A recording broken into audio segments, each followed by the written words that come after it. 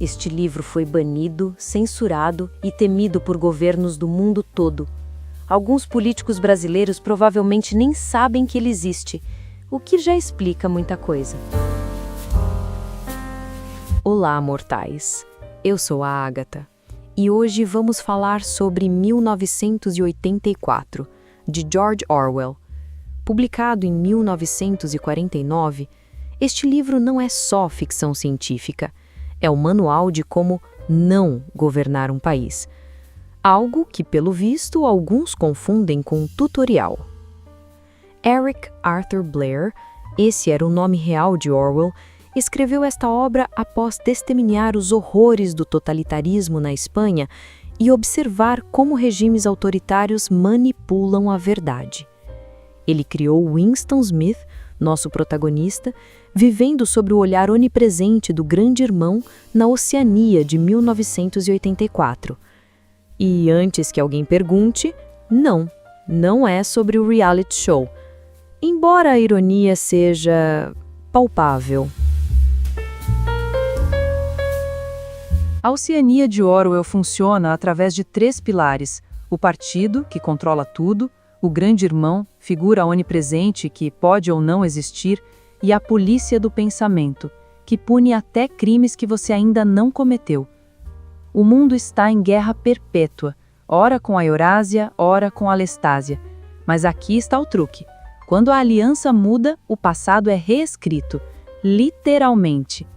Winston trabalha no Ministério da Verdade, onde sua função é mentir profissionalmente, alterar jornais, apagar pessoas dos registros. Tem a questão do coronavírus também, que, no meu entender, está sendo superdimensionado o poder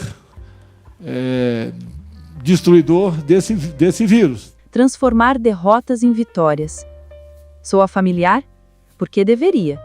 Vivemos numa era onde fatos alternativos virou jargão político e onde alguns tentam apagar da história até mesmo a ditadura militar brasileira. Orwell nos alertou: quem controla o passado, controla o futuro. Mas o controle mais perverso em 1984 não é físico, é linguístico.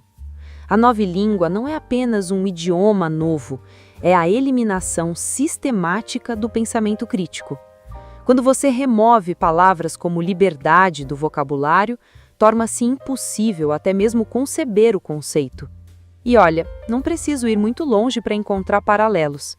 Quando políticos brasileiros chamam ditadura de revolução, quando transformam golpe em impeachment técnico, quando fake news vira sinônimo de tudo que eu não gosto de ouvir, bem, estamos vendo a nova língua em ação.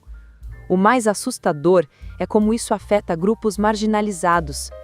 Em 1984, o partido apaga até mesmo a possibilidade de amor genuíno. No Brasil de 2024, temos projetos tentando apagar a existência de pessoas LGBT+ dos currículos, das famílias, da sociedade. É a mesma lógica.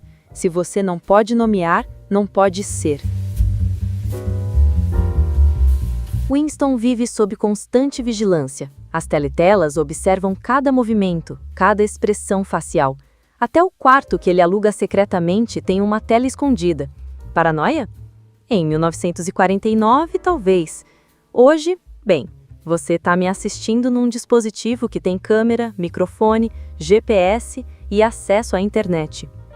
A diferença é que nós entregamos nossa privacidade voluntariamente, em troca de conveniência. Orwell imaginou um Estado que forçava a vigilância. Ele não previu que nós mesmos a abraçaríamos.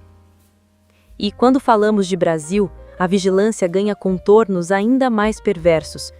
Aplicativos de relacionamento LGBT+ são monitorados, manifestações são filmadas por drones, dados pessoais são vendidos para campanhas políticas. O Grande Irmão não precisa mais ser imposto, ele está no seu bolso e você paga mensalidade para ele. Se você quer se aprofundar nessa análise, e acredite, tem muito mais camada de horror político aqui, eu escrevi um post completíssimo no blog sobre 1984 e suas conexões com o Brasil atual. Link na descrição. Porque, sinceramente, se você vai viver numa distopia, pelo menos entenda como ela funciona. 1984 termina com Winston amando o grande irmão.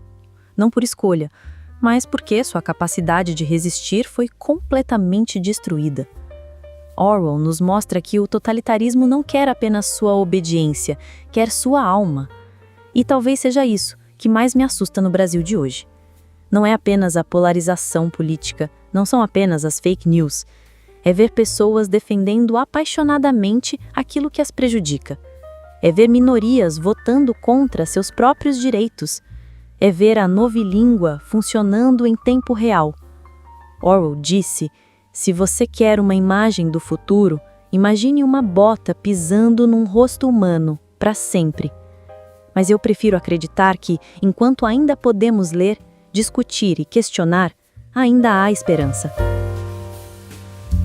E já que estamos falando de resistência, que tal resistir ao algoritmo do YouTube? Dá um like aí, se inscreve no canal, ativa o sininho. Porque num mundo onde a verdade está cada vez mais rara, pelo menos a gente pode tentar fazê-la chegar em mais pessoas. E se você discorda de alguma coisa que eu falei, bem, os comentários estão aí. Só lembra, aqui ainda não temos polícia do pensamento. Ainda.